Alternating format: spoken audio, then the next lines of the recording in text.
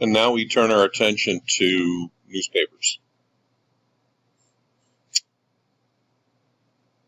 Does anybody know where this line, from whence this line comes?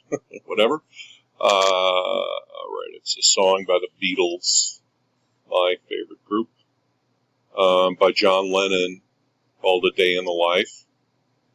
I read the news today. Oh boy.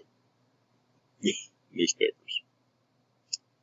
Here are some gentlemen in Israel reading the news today. Lots of different newspapers in Israel. I was actually in a job where I spent a fair amount of time in Israel a few years ago. And they're a big factor. Published every day, opinionated, a lot of politics to read about. And everyone in Israel has their favorite paper, and they are read voraciously. But you'll notice that both of these guys are, how shall I say, long in the tooth, a little older. So this is, of course, one of the problems with newspapers. Audience is aging, and people aren't reading paper as much. And so I think I said before, in the live class I did in the spring, when I asked students to raise their hands if they regularly read a newspaper, I think maybe one hand came up in the whole class. So we're now in the topic of print.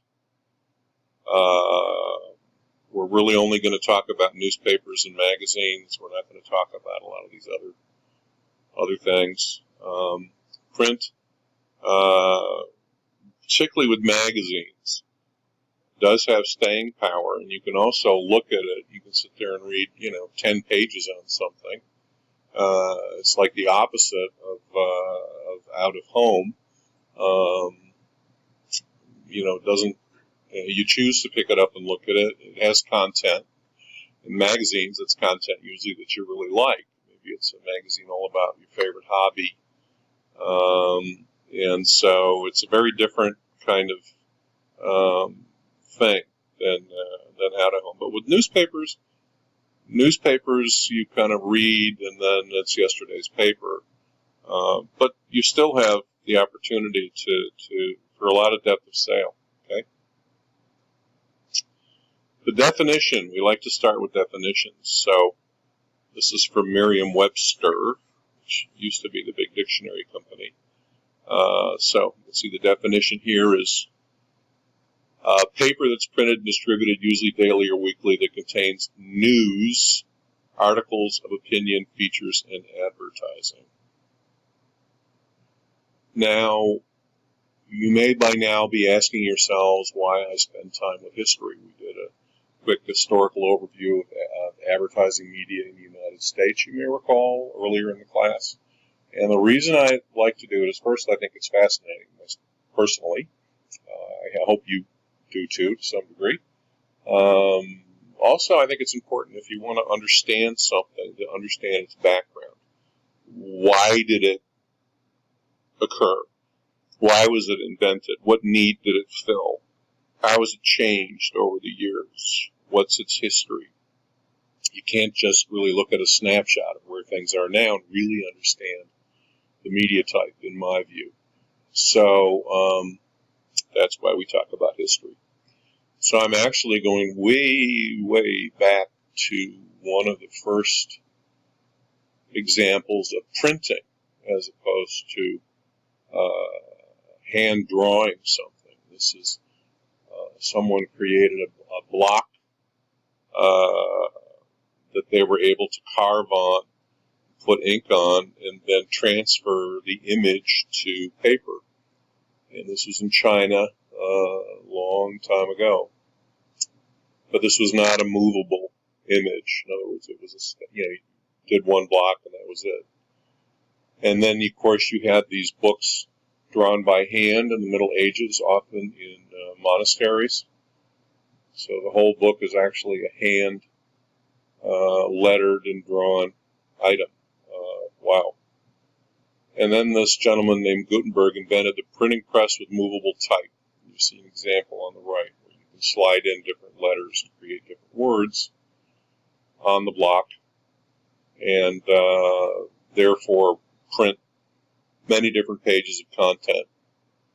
And what this did is that books started getting in the hands of more and more people in Europe. In 50 years after Gutenberg, 500,000 books were in circulation, printed on about 1,000 presses across the continent. People were making paper, too, of course, to go with it. And what did the advent of these books and the fact that more people were reading, what happened? Well, they penetrated to the middle class. See these folks reading things here? Their little spaniel on the thing. Let information exchange. More people learned how to read. Martin Luther challenges the church with something he prints and nails to a door. Martin Luther, the beginning of Protestantism, first non-Catholic Christian religions. So the middle class is newly empowered. They value liberty and freedom.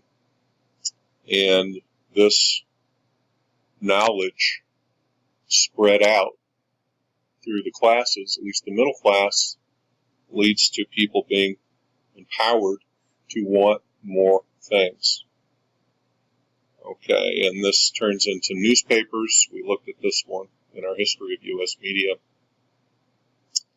And we made the point that these first U.S. newspapers were 2 pages printed on each side, came out once a week, had ads, had news from the colonies, news from Europe that was a couple of months old. It came over by ship, had little homilies and pieces of advice.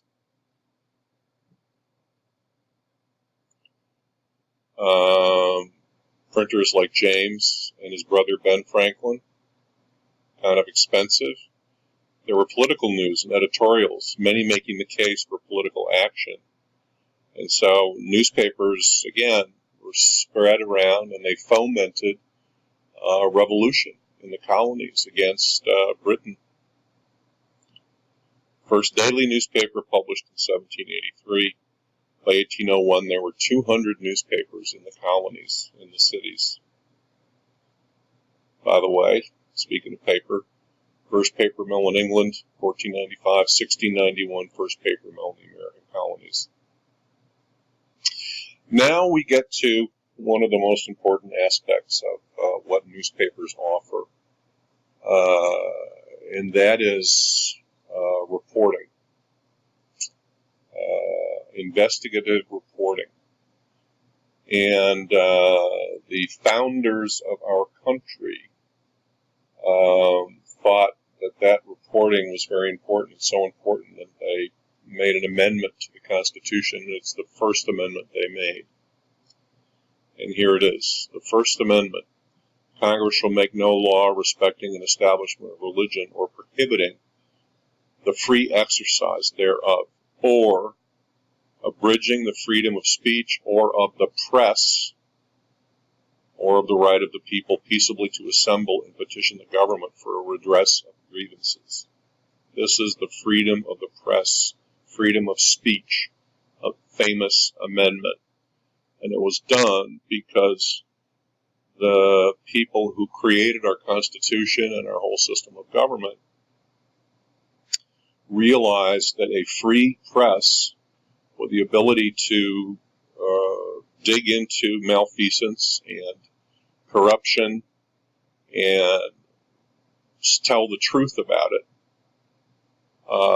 was vital to the working and health of the country. It's almost like you want to have a doctor who can dig in and take out the diseased tissue, who would free to diagnose and do that. All right, so. And newspapers were the vehicle for reporting in those days, and for many, many years thereafter, their vehicle for reporting. We'll talk about the First Amendment a number of times in class, because it has a lot of implications for things that are going on today with free speech on social media websites and the kinds of information people put there, what they should be able to put on those sites and what they should not be able to put on those sites, and how the First Amendment has evolved to include some important restrictions on the kinds of things that you can say and the kinds of things that you can't say. And of course, the famous thing is yelling fire in a crowded theater, right? You can't do that. So, going back to our history, in 1790, different papers combined funds to pay for one boat full of their reporters to row out to ships arriving from Europe. Okay, so the first combination in the industry to help get the news and save some money. The Herald, the New York Herald, sent a reporter to cover the Mexican War and had 63 reporters covering the Civil War. The advent of railroads and the telegraph sped up news gathering, and the first transatlantic cable in 1866 led to the first wire service, the Associated Press. So, with that laying of that cable, news could travel from Europe very, very quickly. So newspapers became more and more topical, more and more hot news, more and more the source for all kinds of news information. 3,000 newspapers in 1860, 4,500 in 1870, 7,000 in 1880. And by the way, the advent of steam also powered bigger printing presses and enabled the printing of these multi-page thousands of newspapers all over the country. And by the way, photography, the invention of the daguerreotype and eventually photography also contributed to the appeal and persuasiveness of newspapers. So it wasn't all text. And by the way, the first school of journalism was University of Missouri in 1904. It still has a very famous school of journalism.